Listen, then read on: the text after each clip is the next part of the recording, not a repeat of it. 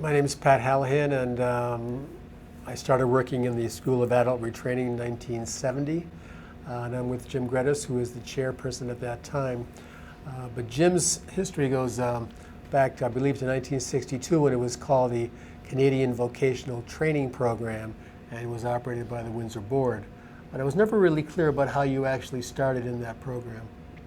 Well, a little bit of a story there. I was still at university.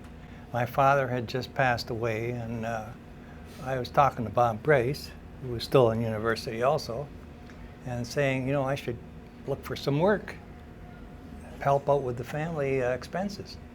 He said, well, I'm going down to find out when I start teaching tonight. He says, they were looking for a math teacher. Why don't you come with me? So we called down, and the guy in charge of the program said, can you come for an interview? I said, well, I'm in blue jeans and a 3-day growth of beard. I'm not really dressed for an interview. He said, doesn't matter, come on down. So we go down. Anyway, make a long story short, I get hired to teach math. That day, this is 2:30 in the afternoon, I was to be at Low Vocational by 4 o'clock to start teaching. And that's how I started in adult training. And how many students would there have been in the program at that time? Oh gosh. Ballpark. I have no idea, because there wasn't, it had not expanded to the point where there was almost about 1,000 students by the early 70s. You started at Low Vocational, and I started at Low Vocational, and this was only the second round of classes. The early in '62, there was what we called a level 3 upgrading class, which was the essentials of grade 9 and 10. And they were just starting the next level, the essentials of grade 11 and 12, or what we ended up calling level 4. And Bill Stamler, who the girl talked about there with the union, was in that first class that I ever taught. And of course, years later, when I was a chairman, I ended up hiring Bill to teach math and the upgrading. Well, Bill's is a very interesting story, and I think shows some of the benefit of a program like the Canadian Vocational Training Program, which later became Basic Training for Skill Development. As I understand it, Bill was born in what is now, was the former Yugoslavia, and now is Serbia, but of German descent. And so at the end of World War II, Marshal Tito, the communist leader of Yugoslavia, rounded up all the Germans and tit for tat put them in concentration camps. So Bill grew up in a concentration camp, and there was very little education going on. His parents bought their way out and moved to Austria, and then eventually they immigrated to Canada. When Bill was 12, didn't speak a word of English, and they put him in grade 1. So when he was 16, he was graduated from grade 8, had a very, very, very poor educational experience, and he just went to work. But at a point, he wanted to go back to school, and here's an example of that opportunity he had to be taught by people like Jim Gretes and Bob Price. And eventually, he was chair of the machining programs, technology programs at St. Clair College when he retired. I think it's quite a success story. Yeah. But it's an example of the kind of opportunity. Yeah. And he went to White after doing the upgrading with us in adult training. Got a 3-year mechanical engineering technology diploma. So it's a great story. It's, I think, a great success story. It is. Now beyond, so 1962 you were at Low, and then how did the program develop after that? Well, we were at Low in the evening after the day school classes were finished, and we had 6 1-hour classes per each evening. 2 hours of math, 2 hours of science, 2 hours of English. And Bob was the English teacher involved at the time, and a fellow by the name of Phil Alexander taught the science, I taught the math. And this, just an interesting note, Phil Alexander went on to become a PhD in engineering and was a professor at the University of Windsor. How did the program continue to develop? At the time we started, and for the first couple of years, the local manpower office would, when they had enough people for a class, they would start another class, another group going through and hire the appropriate teachers if we needed more. Eventually, we got out of teaching in the high schools in the evening and moved into our own building on Erie Street, which used to be a Purity Dairies, became an Air Force club, and that's how the Joe Menzel connection came in, because he was in the Air Force during the war. So he was familiar with the Air Force Club and knew it was up for grabs. So he had the Windsor board get a hold of that building and modify it as a school.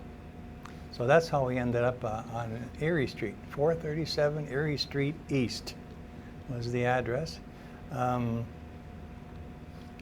Eventually, the Canada Employment Center wanted to be able to put students in on a more frequent basis rather than having to wait for an entire class to be ready.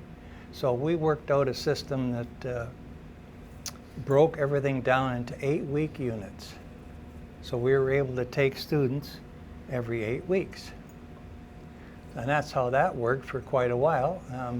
I think once we were on campus here in '71, maybe a little bit past that, they once again approached us to provide for a more frequent intake. So we, after a lot of planning and discussion, we worked out a system whereby students could start literally any day, but for practical purposes, we agreed with the Canada Employment Center to make it weekly intake. And that's how that worked out. It was a combination of individualized materials and lecture classes.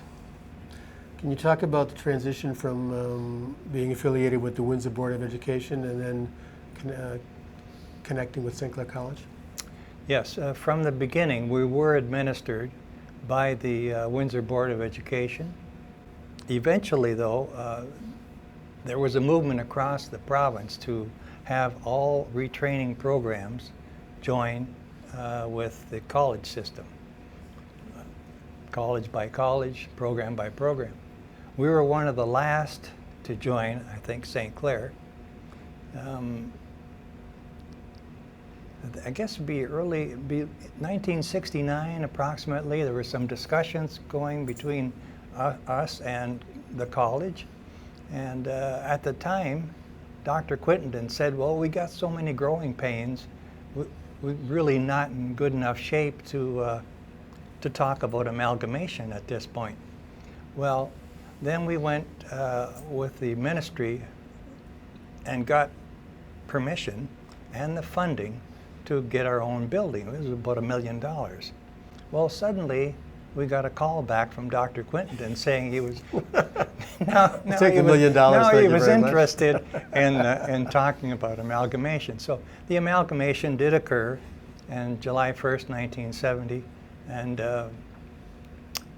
we moved from, I think it was 2 different locations, Erie Street building and the Kildare campus? Well, we moved to Kildare upon joining the college, the academic upgrading. The business stuff stayed on Erie Street, and English as a second language, I believe at the time went to Patterson Collegiate. And then when we all came out, everybody except English as a second language came out here in spring of 1971 when our wing was ready. Eventually, the English as a second language also came out, but that was years later. So that's how we transited into the college proper, South Campus. Any significant difference in the relationship between working for the Windsor Board as opposed to the college? Well, when we were with the Windsor Board, it was a very kind of a remote relationship. Joe Menzel, who became the Dean of Retraining upon joining the college, was in charge of the Windsor Board's night school program, continuing education. And so his office was in the board, at the Windsor Board office downtown Windsor. But he had a second in command person by the name of David Gray, who looked after the retraining aspect. Joe looked after the night school for the Windsor board, and Dave, as his 2IC, looked after the retraining and was located with us on Erie Street. So that's how that started. And of course, when we joined the college, things were a lot more immediate, shall I say, as far as relationship was concerned. We fitted into the hierarchy. There was the president, the vice president, and the deans, and on down to chairpersons and faculty and support. It was a lot more close relationship, I guess you'd put it, even though the college was such a huge place and diverse. So these were the very early years of the Adult Retraining Program, and we'll have Maxine Jones and Sandi Webster talk about what it was like from 1969 on until, was this program still running strong when you retired? It was, but it was starting to show signs of change, and one of the biggest changes, of course, at the time was allowing the separate school board to offer their continuing education upgrading here at the college, and partly using some of their own faculty and using some of the retraining faculty. So that was kind of the beginning of complete change in how that program ran.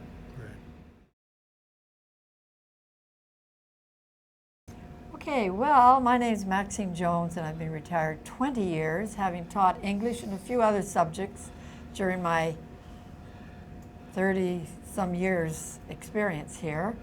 And I started in 1969, which meant the program I started in was 7 years old. Sandi?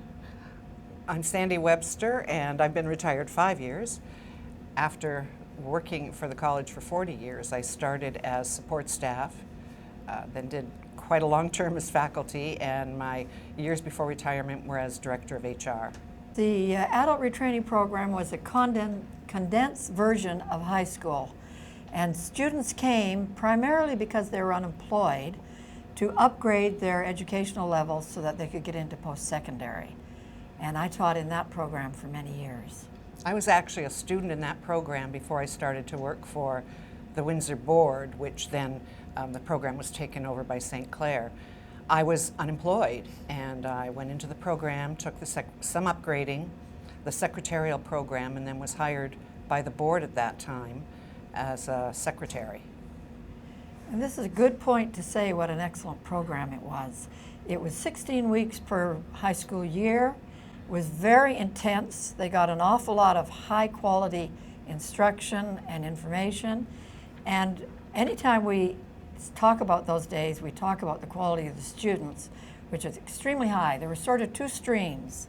Young men with long hair who thought that they would be professional musicians, so they quit school, and women who, for one reason or other, quit high school in order to have families, go to work, whatever. They were the two main streams of our student body. Well, I think the academic side was very important, but I think, at least for me, the program itself helped build up my self-esteem and made me feel that I could go on and contribute. I was very young when I was in the program, and dropped out of high school. Back then, everybody dropped out of high school to get married, which I did. Big mistake for a lot of reasons. So it helps you become it helped me become a better person too, by having confidence in myself again. And we were absorbed by the college in 1970, I believe.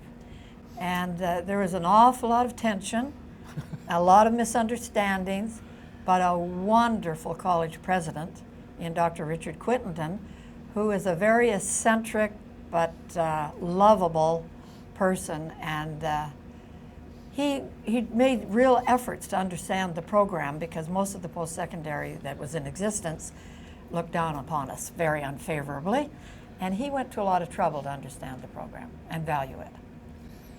The early years were very interesting. We had campuses at Erie Street, We had Patterson Collegiate.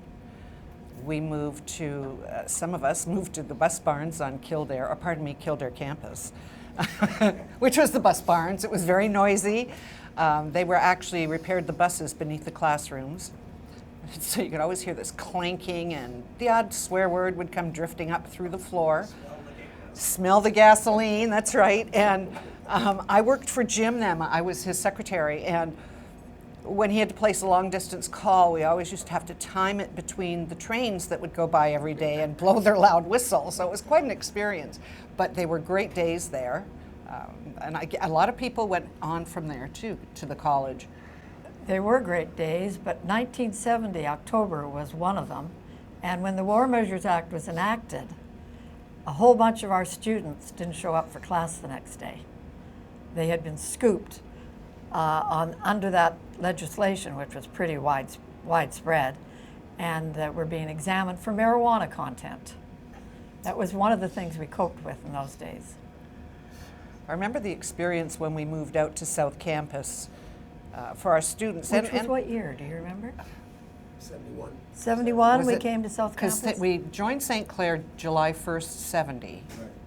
So 71 Yeah. we came out here. They built the F building for us. Correctly The F labeled. wing, yes. And it was very different for our students. Some of them had trouble with Finding the it. other, getting here, with the other students, because some of the students looked down on them as not being worthy. They soon proved that they were in fact worthy, and things got better. But it was an interesting move. Well, there's a lot more energy in the upgrading students, a lot more energy. Post-secondary students were very tame and I thought unwilling to contribute. Remember that I taught English. They all thought they spoke English, therefore they didn't need it. So that was always an issue. But I found there's more liveliness in the upgrading classes, where you got lots of discussions that bordered on argument. Well, I think I taught in both post-secondary and retraining, and the difference I found in the retraining classes, you had such a diverse student group. It was always interesting, and they were always there because they had to be there, of course. So they developed really close bonds with each other and with the faculty. When I came to post-secondary, not going to class today, that's okay. You don't have to go to class. It's a totally different type of attitude. Yes, I'd forgotten about the mandatory attendance. What a strong promotion that was for the students to show up. But in general, I enjoyed very much teaching in the upgrading. There was just so much brightness and so much fun. These were not dumb students. They were just people who had made life choices that interfered with getting a diploma. And I've run into more non-post-secondary, like the retraining students later in life who've been successful and very thankful for the program. I've run into more of those students than I have post-secondary students who've, just might be where I shop, but a lot of them have become very successful. And they're very grateful for the Yeah. program. Yeah. I have one of those voices that bellows, and I'll be in a great big supermarket. Somebody will come rushing over from the other side and say, I heard your voice, I knew you were here. And they'll tell me what they're doing with great excitement. Yeah. Well, we had a lot of the skilled programs, like the 40-week secretarial, 40-week electronic. We had, at one time, The famous teller drafting cashier, course. We had a drafting. We had a famous drafting course. Our graduates of that course were sought by the industry. As were the electronics. I think the electronics program was very highly respected throughout the city. And there were a lot of characters in the retraining. Very few characters in post-secondary, but a lot of characters, not only in the student body, but also in the staff. And the drafting teacher was one of them, and he was a very highly regarded man in the industry who played his clarinet in the classroom and out in the field when they were doing surveying and stuff like that. And he had very strict criteria for who got into his program. And we well remember the first long hair he took. And he had to take him because he was an excellent student and as bright as they come. but he did not want to. He wanted to be able to tell the guy he had to get a haircut. He also had a very interesting history. I must tell you that we became the strongest component of the union, the retraining division. And he was classified as one of our teachers. And he decided not to come to work one September. He went on the post-secondary schedule, September to May. I think he did that all on his own, by the way. I think he just invented that. And he just decided not to show up one September. And our boss went to his door and pleaded with him to come to work. And he didn't, so they had to fire him. It went to grievance. The arbitrator reinstated him on the spot, which is unheard of, because the man was 61 with an unblemished and very successful record as a teacher and as a placement teacher. So he went down in history for that also. And retired shortly after that. And he came back to work and retired.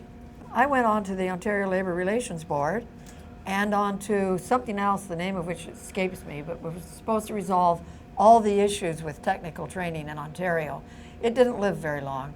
It didn't survive Mike Harris. But I had 2 appointments to provincial boards that were significant.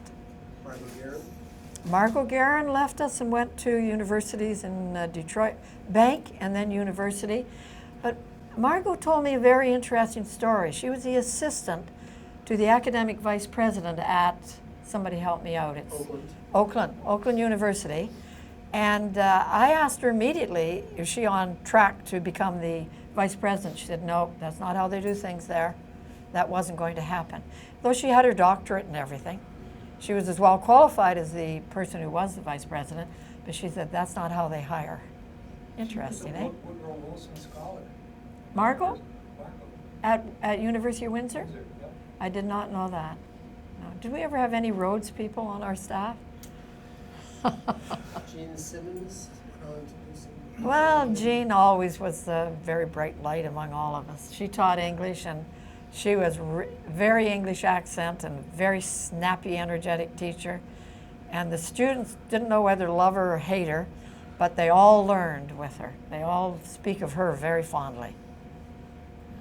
She went back to England. And there was Commander Cote. Just call me Chuck.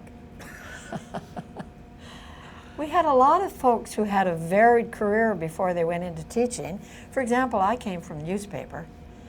A lot of people did interesting things before they became retraining teachers. That's one of the things that gave our faculty a decidedly not, I don't want to say non-academic, but non-stuffy approach to things. A lot of us came out of what we called the real world. Sandi came from the real world. Well, it was a benefit, though, to come from the real Oh, world. yes, For very students much to be so. taught by someone who's actually done the work rather than someone who's just read about doing the work and studied doing the work. And I think that's really why I look at Bert Huno in the electronics program. Brilliant program. Great man, Highly lots regarded. of experience. Yeah. Yeah. Most of the teachers, even in post-secondary, came out of the secondary system, I think, didn't they? The colleges were created by technological and science institutes. And they had a lot of trouble with the broadness that included liberal arts. But the high school teachers sort of filled that gap because they were already familiar with the fact that education has to do a lot of things, not just teach you how to handle a widget. So we had lots of conflict between retraining, which was considered the poor cousins, and the technology wing of the college. There's a lot of conflict there. And they dominated the move to unionize. But what they wanted, of course, was a sort of university academic level voluntary agreement. What we wanted was the CAW. So even when we unionized, there were great tensions. And I love the environment. I've loved every job I've had. Some were a little more difficult than others, but what a great opportunity. You know, I dropped out of high school. I did some academic upgrading. I did the secretarial program, was hired by Charlie and Jim Castle and Jim. way back 40 years ago, well, 45 now. Q took a chance on me when we hired sessional teachers in the commercial department to come in and teach for a month, teach keyboarding at the time on typewriters. That was a long time ago. And I applied for a position. I was encouraged to.